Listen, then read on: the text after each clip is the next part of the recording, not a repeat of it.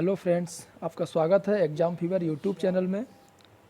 Mathematics की class में आपने एलसीएम और एचसीएफ के बारे में पढ़ा। अभी आपका अगला टॉपिक है वो है प्रतिशत। प्रतिशत को अगर हम एक मार्क्स से दिखाते हैं तो इसका साइन ऐसे करके है प्रतिशत। पहले हम प्रतिशत के कुछ बेसिक बातों को जानेंगे, उसके बाद प्रतिशत से संबंधित कुछ क्वेश्चंस को करेंगे। जैसे कि अगर आपके सामने कहीं लिखा हुआ हो x प्रतिशत, तो उसे आप अगर सिंपल शब्दों में लिखेंगे तो x बटा 100 ऐसे भी लिख सकते हैं। तो प्रतिशत जहाँ पर ये साइन लग जाता है उसे हम बटे 100 करके भी लिख सकते हैं। अगर जैसे कि आपसे पूछ लिया x का 22%, तो उसे आप कैसे लिखेंगे? अगर आप एक्सपेंस करके लिखेंगे पूरा खुल के, तो x गुणा 22 के पीछे प्रतिशत का निशान लगा है, अगर इसको हटाएंगे तो 22 बटा 100, तो ये हो जाएगा पूरा इसका खुला हुआ रूप x का 22%, यानी कि x गुणा 22 बट्टे 100।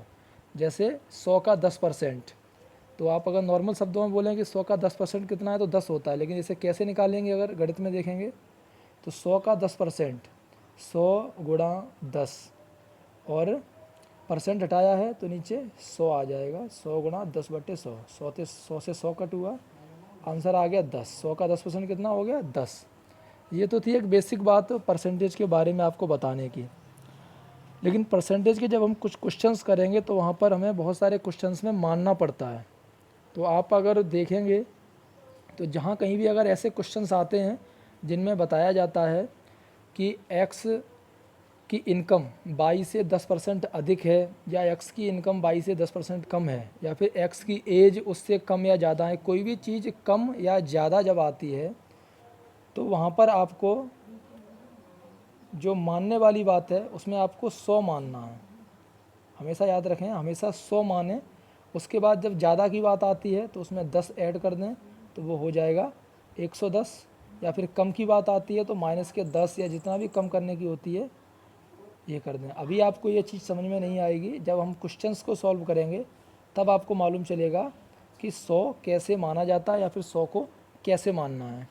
तो अभी चलते हैं दोस्तों क्वेश्चंस में, कि एक एक तरीके का मैं एक एक क्वेश्चन करके आपको बताऊंगा, जिससे आपको मालूम चलेगा कि एग्ज़ाम में जो क्वेश्चन आते हैं उन्हें हम जल्दी से जल्दी कैसे सॉल्व करेंगे।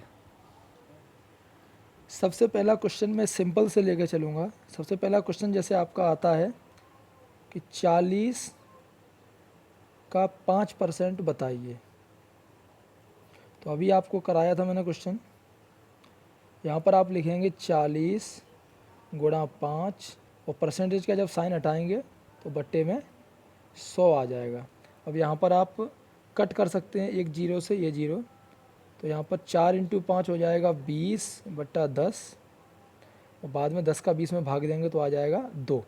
तो 40 का 5% कितना हो गया? आंसर 2। ये है एक सिंपल क्वेश्चन जो कि परसेंटेज बेस है। अभी हम थोड़े से टफ की ओर चलेंगे। एक एग्जाम्पल है जैसे अगला कि x का x% वो कितना है? 36 है। तो x का मान कितना होगा? तो सबसे पहले जैसे मैंने आपको बताया था उस तरीके से लिखिए। पहले आप धीरे धीरे करिए इनको, जब बहुत सारे क्वेश्चन करेंगे तो स्पीड से कर लिया करेंगे। तो x का x% यानी x गुणा x बटा 100, ये हो गया x का x% बराबर कितने के है? 36 के है। अभी x इंटू एक्स कितना हो गया? x square equal to 3600। तो जब ये स्क्वायर यहाँ से हटेगा तो इसके ऊपर क्या आ जाएगा? Square root. तो x बराबर स्क्वायर रूट 3600। तो 3600 का वर्गमूल कितना होता है? 36 का 6, 2 जीरो का 1 जीरो, 60। तो x का मान आ गया 60। अगर आपको परसेंटेज के बारे में नहीं मालूम होता तो यहाँ पर x का मान निकालना मुश्किल था। अभी और एक टफ क्वेश्चन को करेंगे।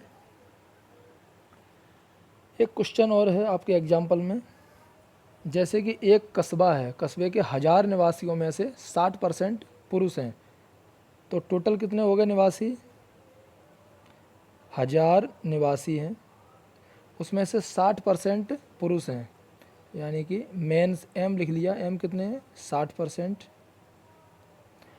और उसमें उन 60% में से 20% साक्षर हैं। और यदि 25% निवासी साक्षर हों, जो पूरे 1000 लोग हैं उसमें से 25% साक्षर हों, जबकि जो पुरुष हैं उसमें से 20% साक्षर बताए गए हैं, तो कस्बे में कितनी परसेंट महिलाएं साक्षर होंगी, ये पूछा है। तो सबसे पहले हम क्या करेंगे, यहाँ पर देखेंगे कि 1000 लोगों में से 60% कितने होते हैं।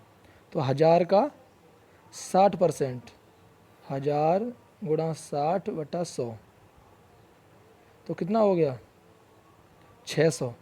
यानी कि कस्बे में टोटल 600 पुरुष हैं। अभी उन 600 लोगों में से 20% साक्षर हैं, तो 600 का 20% कितना हो गया 600 गुणा 20/100, 20 × 6 120। तो 120 जो पुरुष हैं वो हो गए साक्षर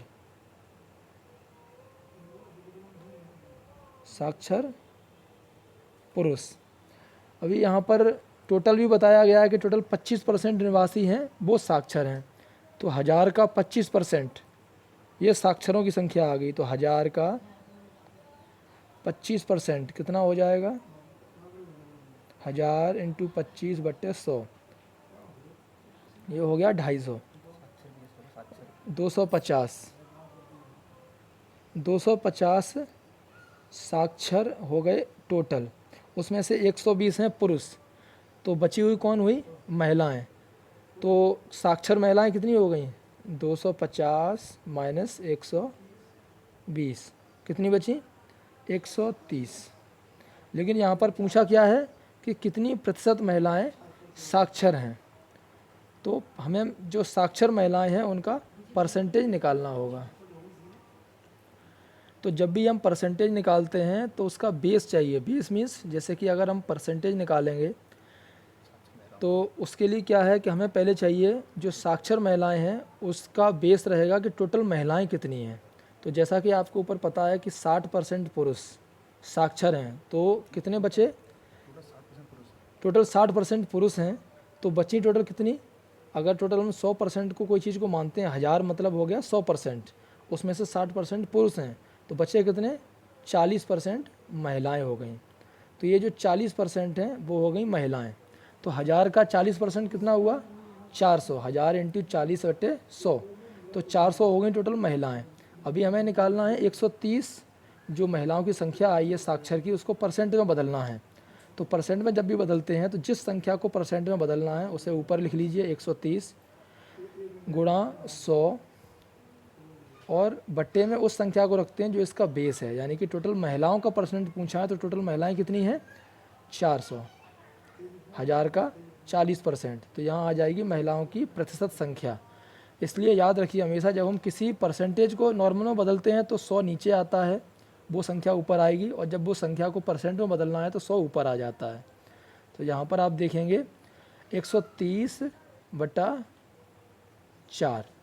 अब इसको आप डिवाइड कर सकते हैं, तो डिवाइड करने पर आपका कितना आएगा 4 से 130 को कट करेंगे तो 4 3 12 और 4 5 20, 35%। तो ये आ गई 35% महिलाएं। अब यहाँ से आपको दो चीज़ें नहीं मालूम चली। एक तो क्या थी, सबसे पहली बात कि जब हमें परसेंट में किसी संख्या को बदलना है तो वो संख्या सबसे ऊपर रहेगी, और उसके अलावा 100 का उसमें मल्टीप्लाई हो जाएगा और बेस में रहेगी दूसरी संख्या। अरे यहाँ पर मल्टीप्लाई में थोड़ी सी गलती हुई है, 35 नहीं होगा, क्योंकि 4 से जब 130 को कट करेंगे तो 4 3 12, फिर 1 बचेगा और 10 बचेगा, तो 4 दूनी 32.5 आएगा, ना कि 35%। वो मैंने शेष मैंने 2 समझे थे तो मैं 4 × 5 से कट करके 20 कर दिया था, तो 32.5% इसका आंसर रहेगा। तो इस क्वेश्चन को करने का सबसे मेन पर्पज़ मेरा आपको यही बताना था कि आप सबसे पहले जो टोटल संख्या है उसको हमेशा 100 मानिए। टोटल जो चीज़ होती है वो 100, क्योंकि बोलते हैं 100%, इसको 100% मानिए। अगर परसेंटेज में कोई चीज़ दी है तो उस 100 में से उसे हम माइनस कर सकते हैं। और उसके अलावा जब भी कभी हम परसेंटेज में बदलते हैं कोई संख्या को तो उस संख्या को सबसे ऊपर लिखेंगे, उसके बाद 100 को मल्टीप्लाई करके जो उस संख्या जिसका वो परसेंटेज है निकाल रहे हैं उसको हम नीचे लिखेंगे। आगे भी और कुछ क्वेश्चंस करेंगे तब हमें सही से मालूम चलेंगी उसकी बातें। इस क्वेश्चन के बाद अब अगला क्वेश्चन हम एक और करेंगे। वो थोड़े अलग तरीके का है प्रतिशत से। इस क्वेश्चन में है कि ए की आय बी के आय से 25% अधिक है। ए की आय बी की आय से कितनी अधिक है? 25%। तो यहाँ पर जैसा मैंने आपको पहले बताया था कि हमेशा हम 100 मान के चलते हैं। जो आपको बताया इस क्वेश्चन में बोला है कि ए की आय बी से ज़्यादा है 25%। तो मान लिया पहले हमने कि बी की आय कितनी है? 100% है। बी की आय हो गई 100%। तो ए जो कि 25% अधिक है, तो ए की कितनी हो जाएगी? 100 + 25 हो गई 125। तो इन दोनों की हमें मालूम चल गई। अभी इसमें क्वेश्चन में आगे बोलता है, तो ये बताइए कि बी की आय ए की आय की कितनी प्रतिशत है। पहले बोला था कि ए की आय बी की आय से 25% अधिक है, तो हमने ऐसे लिख लिया। अब पूछा है कि तो फिर बी की आय ए की आय की कितनी प्रतिशत है, ये बताओ। तो यहाँ पर जैसा कि मैंने आपको पहले बताया था, अगर हमारे पास ये है और प्रतिशत में निकालना है, तो जिस चीज़ का प्रतिशत निकालना है उसे हम ऊपर लिखते हैं। तो 100 को ऊपर लिख लिया और उसमें 100 का गुणा कर देते हैं, 100 × 100।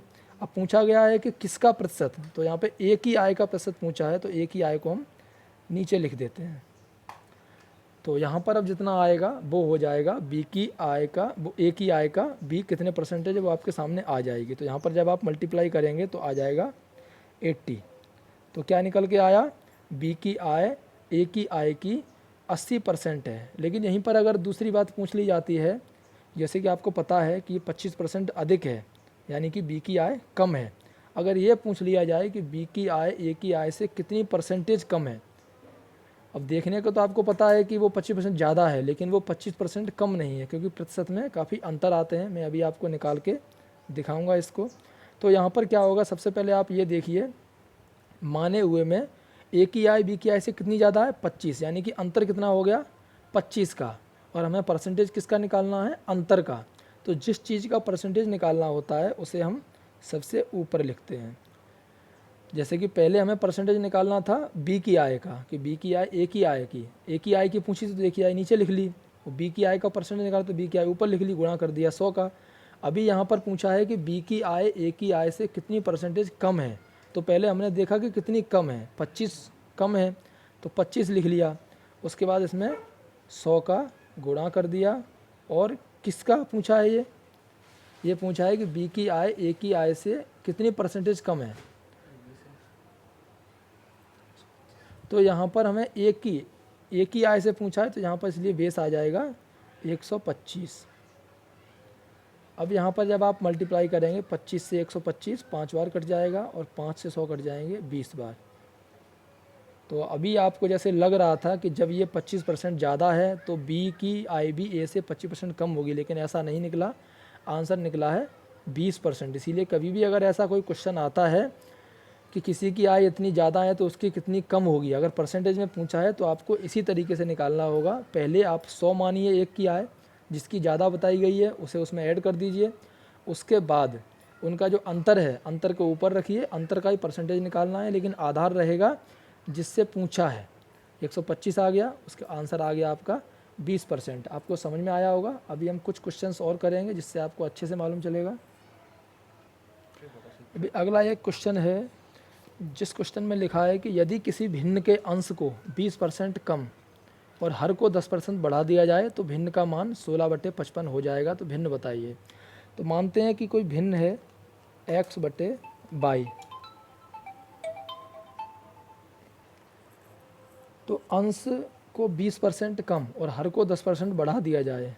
तो यहाँ पर क्या है दोस्तों, अंश को 20% कम, मान लिया कि पहले ये पूरे के पूरे फुल इनकी क्वालिटी थी या फुल इनकी क्वांटिटी थी, 20% कम कर दिया, यानी कि टोटल हम 100% वो मानते हैं। तो 100% के हिसाब से ये हो गया 80, यानी कि 80x। और यहाँ पर क्या क्या हुआ है, यहाँ पर 10% बढ़ा दिया है, तो ये 100 में 10% बढ़ाएंगे तो हो जाएगा 110/y। ये हो गया। जब ये हो जाते हैं दोनों, उसके बाद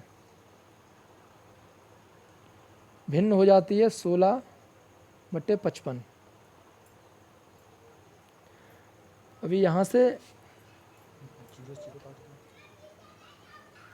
हमें निकालना है x/y की वैल्यू। तो यहाँ पर जो 80 है, तो 16 से जो 80 कटेंगे 5 बार, ऐसे ही 55 से 110 कटेंगे 2 बार।